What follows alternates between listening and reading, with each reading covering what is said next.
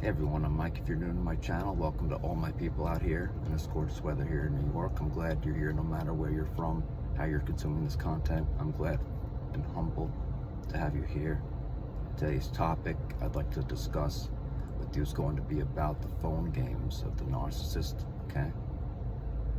If this resonates with you, please give it a like, comment down your thoughts and opinions and wisdom, and please subscribe while you're at it. Thank you very much in advance. So let's get into it. The phone games of the narcissist. What are they? How do you spot them, identify, avoid them? Okay, well, you in the beginning of that narcissistic abusive relationship, you were most likely immersed in the love bomb stage, otherwise known as the honeymoon stage or the golden period. This is when the narcissist or narcissists are putting on their greatest performance for you. That's when they put on their best act for you or anyone else, even though the narcissist is nothing more than a clown, a circus act, face paint, red nose and all. Even so, they put on their mask or act there for their unsuspecting victim, i.e. the empath, who is nothing more than a source of supply to them, all right? They don't see people as human beings. They treat them like disposable objects and sources of supply, fuel rather. Okay, but think to yourself for a moment. Love bombing, that term. The narcissist bombs you with love, or fake love at that. I must emphasize that. I must emphasize that they use fake love. They feed you with fake hope for the future faking, show you little breadcrumbs of fake empathy here and there, so on and so forth.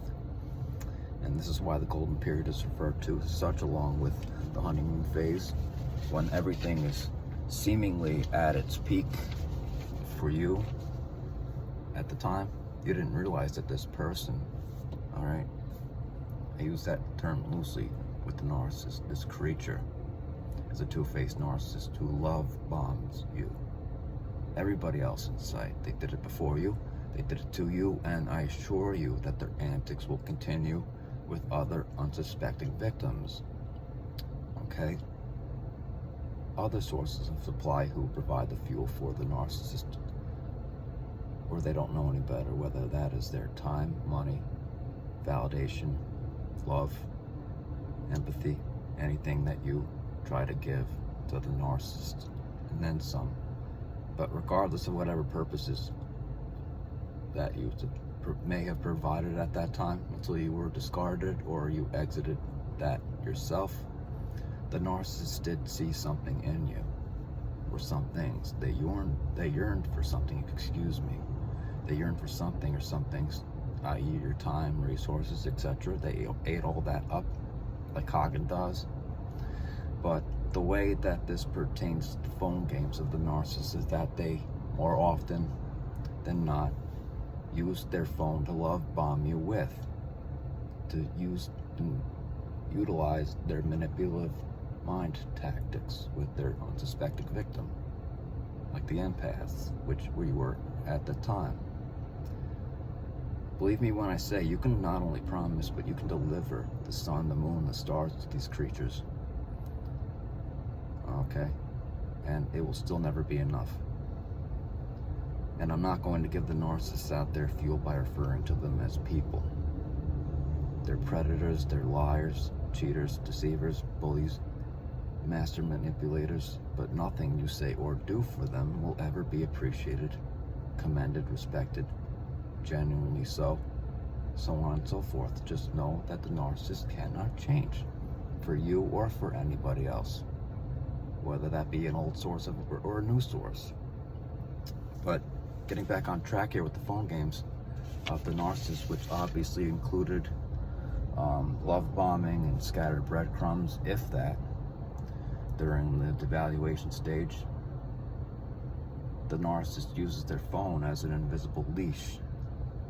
They implemented that leash on you just to get you under their control, perhaps to have you stick around just a little bit longer and treat you like a second-class citizen, a dirty doormat to wipe their feet on. even though they're nothing more than the gum or dirt stuck to the bottom of your shoe. Okay, but moving on with the control and control game that they play, that the narcissist employs, is not only when they love bomb you in the beginning, but they also implement it to not show respect to you and to violate your boundaries, even though in the devaluation stage, they stop calling, they stop texting, they are slower to get back to you, as you did so often for them. You were probably a yes person, you picked up the phone at first ring, but my hope is that no longer that you do. You have boundaries in place now, healthy boundaries at that. But this is my point. With the love bomb, they controlled you by having you feel sorry for them. Okay? Guilt tripping you, having you feel sorry for them, as so many others probably did, whoever they conned else. But that's neither here nor there. But they used you as an errand person, or to do favors for them, as they sat around at home all day eating Doritos on the couch, playing Xbox while drinking Mountain Dew in a coffee-stained white t-shirt they've had since 16 years old. This is how they disrupt your energy, effort, time, resources, and so much more.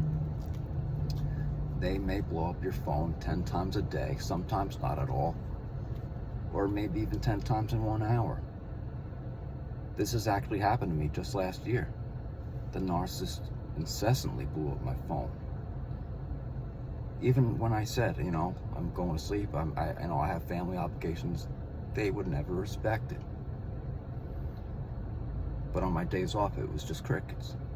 But I digress on that point. But, I would wake up an hour later with tons of several missed calls and several missed texts like, hey, I need help, emoji face, I'm on such and such mobile plan, it's getting shut off tomorrow, like 12 hours from now, I need money, etc., help, whatever. Then perhaps an hour or two later, they would text you like, hey, it's okay if you can't. Just seeing what they could get out of you. That was the whole point. They wanted to see what they could get out of you. They've probably financially abused you any way that they could, however they could, multiple times, getting you to pity them. Unbeknownst to you back then, they already had plenty of money and resources from other sources of supply, perhaps, wink wink, when this is not even your obligation to do, to foot the bill for them always, especially if you're not tethered to this person, like they're not your family, you're not married to them, they're not acting like a loyal partner or a friend, whoever it may be, who was probably never a real friend to begin with. They used and still use, so long as their hands can grasp that device, the phone, to manipulate, control, abuse, lie. Perhaps there was even more to the story behind the scenes, that we don't know or care about at this point. But the fact is that we smell the BS now, or we did back then too, but we didn't draw a boundary till later, or kick this person to the curb sooner. But we know now a lot more. We've processed, we haven't ruminated. We set healthy boundaries like, hey, is this really a good time to be calling me? I'm sleeping while you're calling me over $30. Is this really an emergency? Newsflash, it wasn't. Obviously. The narcissist loves to test their victims, i.e. the empaths, in so much more ways than one. Regarding their phone, the narcissist's phone is a source of supply in itself, much like you were. But not any longer. If you've severed any and all ties, you've blocked them, deleted them in that order, gone full no contact, and have not turned or looked back ever since, which is what they don't want, referring to the narcissist. They want to be the ones in control. Whether it's discarding you, off to the side of the road or whatnot. They use their phone to test you, invade your space, to control you, to confuse you, to continue to lie, cheat, manipulate, play toxic victimhood with you and other sources of supply. Do you honestly think that the narcissist at any point was afraid to lose control of the phone over you? Let's say they lost it for a second, or they broke it, or their battery died for like a few minutes. Oh, poor them.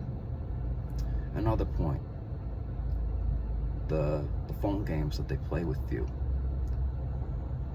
whether it's during the love bomb or during the devaluation stage, calling you 24/7 or not at all, they can include toxic antics like stonewalling you or giving you a silent treatment. Perhaps you didn't get back to them fast enough, or you said something, or whatever it was, but now they're, weaponizing things against you now that you probably don't deserve. They're not, the complete cowards. They run. They don't want to face things adult to adult or talk things out. They just want to flee and flake and ghost entirely forever with you or anyone else. They're cowards. They use the phone to either A, play on your heartstrings, or B, to break those heartstrings. You're entertaining of them in the beginning with your words of support, validation, acts of chivalry or kindness, all genuine. Unlike the narcissist, to their disdain for you by suddenly ignoring you, both giving the narcissist fuel too. When they stop calling you, opposite of the love bomb stage, the devaluation stage that they impose on you, that's what gives them fuel too. When you just say, hey, what's going on? Are you all right? That gives them fuel by not getting back to you quickly enough, or sometimes not at all. What's more, they're never-ending contact lists of who's who. Like, you're thinking to yourself, like, who is this person, or whatever it is. Like, that's not being controlling. Maybe you heard the phone ring or whatever, and they ask you to call someone for them, and you see like some rando's name on it, and you're like, what is this? There's social media apps in sight. Whatever else is on their phone is fuel to them. Getting back on track here. The time then, they were perhaps telling you on the phone during the devaluation stage, what they were doing and whatnot. Oh, I've been so busy. Something came up. Phone's at 5%. Call after 7. All these new and strange rules they implement. And then they hop on social media, right? Whether it be Facebook, YouTube, IG, TikTok, I don't care. And gaslight you that they weren't ignoring you. Lying to you, as they often do. Perhaps they blame shifted you and project their neediness and insecurities onto you. Like you're the needy one. Like you're the insecure one. Just because you're wondering, what's up. When they're caught lying, that gives the narcissist all the more reason within their tiny little pea brain there to leave you, not necessarily because you did anything wrong, but the narcissist cannot and will not take accountability. Again, they are cowards. They're cowards who run away from the problem. They cannot try to be communicative and work it out with you in a mature way. Instead of being the incessant crybaby that they are, spreading their toxic victimhood that they wanted you and others to believe in and fall for. They are simply incapable of changing. I say it again, I'll say it some more. They may be, however old they are, yet they still act like a kid with his or her hand caught in the cookie jar at 5 years old. Or they whine and cry fake tears for their followers, their negative 10 followers on social media, pity playing. Sometimes people fall for it, but others can sense when emotions and feelings are not genuine, Otherwise, moving on here, the many times the narcissist would call you in tears, sometimes, there was nothing you could or would do for them that would ever make it better, be good enough. More often than not, their emotional thinking overrides their logical thinking when they assume the educated empath would never catch on or be treated as a free therapist or a dirty doormat. 2+ hours. Meanwhile, they're probably not making 2 minutes for you. You know, they kept you on the phone for so long, but they can't even make a minute for you.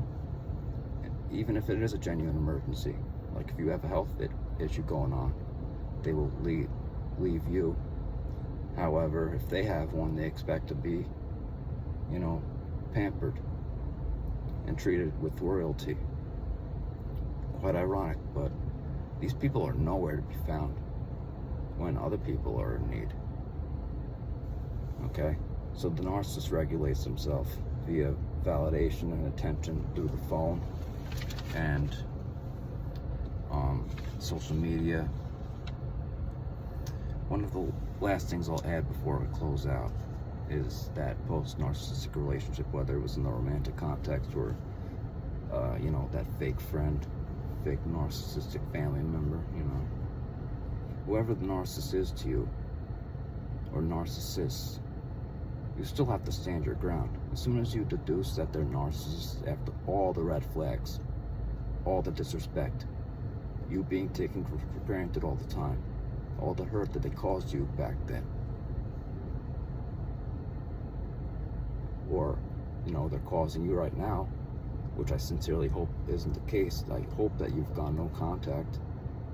You have to block and delete in that order, because if you don't, if there's so much as a crack or a crease in the doorway that they can access or slip through, you need to seal the deal for real. You need to keep that door shut, which means doing your due diligence to not let your guard down, take stock in value with those loved ones around you, and especially in yourself. Take stock in yourself, be proud of who you are. Never let these creatures, these demons, these narcissists violate your boundaries or take you for granted ever again. And never accept a hoover under any circumstance. I don't care what it is. Beware if the narcissist is still violating your boundaries, you know, i.e. attempting to hoover you back into the depths of hell, and especially be on the watch for any phantom phone calls or texts or weird emails, comments online. Because the narcissist more often has more than one account on everything imaginable, so just be careful of that too. Don't be fearful or paranoid, because this is how they want you to be. They want to subconsciously keep you under control post-relationship there, but break free of any and all ties, okay, that bind you and the narcissist, even if it means changing your phone number, as I have often done, relocating as I've done, changing your emails as I've done, remaining cool, calm, and collected. All right? In the process, whether it's in person or electronically, through the phone, through the social media, okay? They're not going to win so long as you sever any and all ties that bind you and the narcissist. So that concludes today's video, guys. I hope you liked this content. I hope this was relatable. Again, please like, comment, and subscribe if you haven't already. This is Mike. I'm signing out. Take care. Goodbye.